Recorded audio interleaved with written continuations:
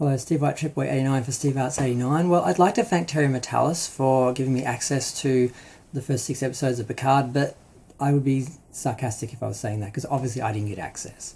They're only giving access to the larger, YouTube channels and fans and people who have large followings and are known to be sympathetic, and they will give good reviews. They're only giving access to people who will give good reviews. It's very disappointing because fans like me who are objective, who will give a real review, and would never get access to something like this. And it's frustrating because you have to just sit and wait, see what other people say, and you don't get to participate in the whole experience. So it sucks. So thank you, Terry Metalis. But yeah, the reviews are in. The premiere was, I think, Thursday night, and the embargo was lifted for all the people who had been sent the screeners like the week before. So apparently people have had access and had their reviews sitting there for like a week.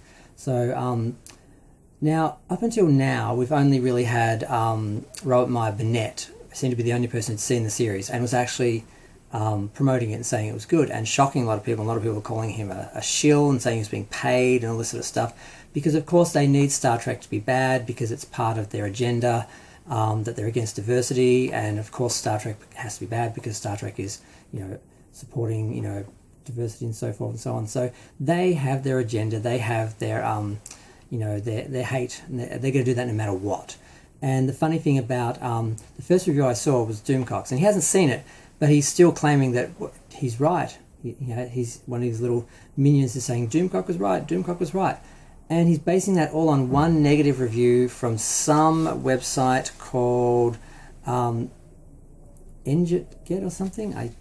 Some guy called Daniel Cooper gave a negative review, and he's basing everything on that. I'm right, there's one negative review, so I'm right, Doomcock was right. And I'm like, okay, that's a bit desperate. You might want to wait for a few other reviews. So I waited, and I watched a few reviews from a few people, some of the usual suspects like Jessie Gender and stuff like that, because she's going to love it no matter what, because she doesn't quite get Star Trek. She thinks the original Star Trek is bad, and she hates Gene Roddenberry and has a real axe to grind against him, and doesn't quite get that he created the vision, and that's what a lot of people fell in love with, that vision of the future that they wanted to believe would be the future and could be our future, and gave them hope about the present because they would look to that and think that's what we can be. And she doesn't have any respect for that and what he created, and that's very frustrating because otherwise I like her on her channel. She did a review, of course, and it was a pretty good review, a spoiler-free review. A few other the usual people that we've seen before. I don't want to just go through all their names. There's only 3 or 4 or 5 I've seen so far. And because of course a lot of people other than me were given the screeners and all that. And they're all fairly consistent. They all are saying the show is good. I haven't seen a negative review yet, except for that guy, and I have no idea who he is. I know who these people are. I've seen their other videos. I've followed them for years. They have attacked Star Trek because of the mistakes Picard made and Discovery made, and they are liking this show. I trust them because they cannot shill, because they will lose credibility, and that's what their brand, their YouTube channels are based on. People being able to trust their reviews, and they're not going to compromise for a couple of cookies from Paramount on this show, so I believe them. They're saying that the show it's not pandering, it's not fan service, although I take offense to the idea that fan service is bad. I mean, if it's done in a cheap sort of way, yes, it can be done badly, but fan service just as a whole, giving fans what they want, that's not a bad thing. But apparently all the fan service is story motivated, and it feels earned. All the characters come into the show based on the story. They're brought in. They're not just brought in just for these moments. Oh, look, we got the Next Generation characters back. It's not like that. They're all part of the story. It's all worked in. It feels real and it feels earned. That's important. They still show up. They still have these great moments. And there are apparently a lot of moments where the story slows down and just sits with the characters and their issues and relies fully on just the acting of the cast. And it's not about explosions and, some big things happening, and and it's all about the exposition, that it's just moments, and there are issues that come up that relate back to the characters' lives that we've seen through the other shows, and we get conclusions to things, and we get questions answered. Apparently, there's a specific conclusion to something in like episode 5 or something, and The only thing that worried me out of all the things I've heard so far is someone did say in episode 5 there will something will happen that's so big that it completely, changes who we think of Jean-Luc Picard as. And I'm like, I don't need some shocking reveal that changes everything just because they think that's going to get attention. So that did alarm me hearing that, but they didn't go into any specifics because pretty much all the reviews I've seen have been spoiler-free reviews from people who got the episodes, and they have to play ball and be nice. They have to play by the rules at least. They can say they didn't like it, but they can't spoil it yet.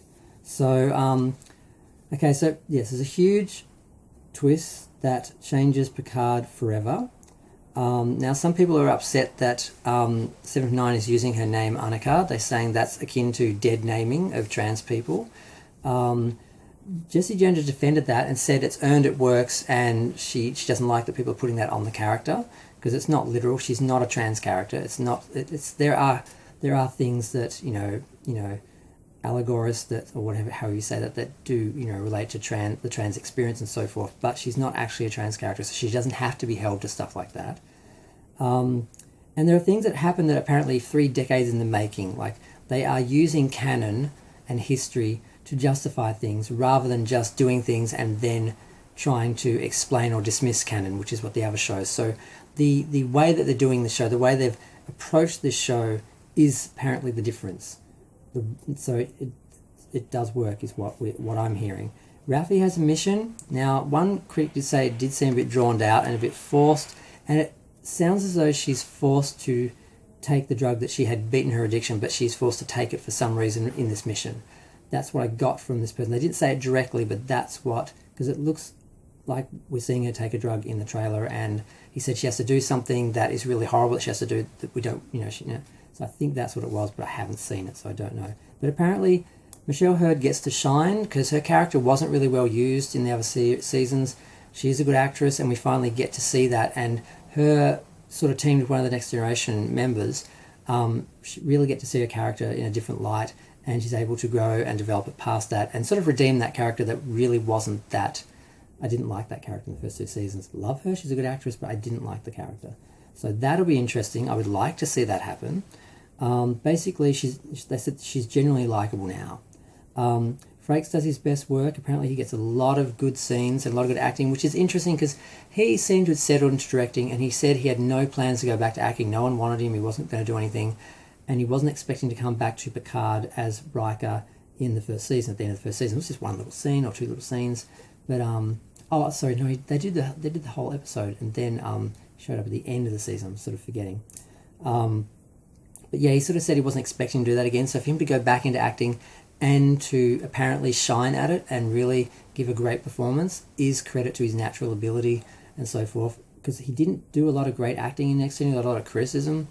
But that was 30 years ago. He's grown and changed and probably unconsciously developed his craft just without even sitting there planning. I'm sure he's done a better job, and I'm sure that what these people are saying about his acting is true. I'm sure. Now, the villain of the piece that we have been shown in the trailers, we're hearing they're not actually the villain of the piece. The main threat is something bigger, and she's very much isolated on her own and is part of the story, but she's not the big bad. It's not a revenge story. That's not what the overall story, the situation, the problem that they have to resolve is just this person after them for revenge. So that's interesting because in the trailers, that's all we see. And a lot of people were looking at that going, same as Discovery Next Generation. I mean, Picard Season 1 and 2. And there's a lot of fans who have switched off and they can't be angry at them, and they really need to work hard to get these people to, tune back in. The primary threat is not her or revenge.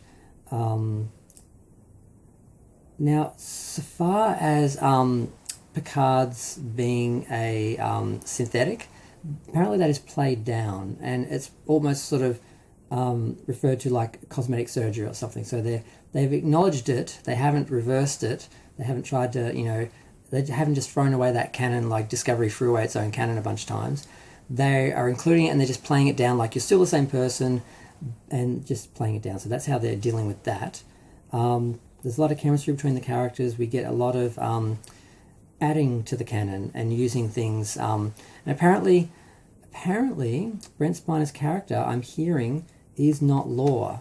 I'm hearing it's a Sung type android, which would explain why this android, I guess they found another one somewhere, has aged. Maybe Sung made one that had aging skin and it's a different one, but I'm hearing it's not Lore.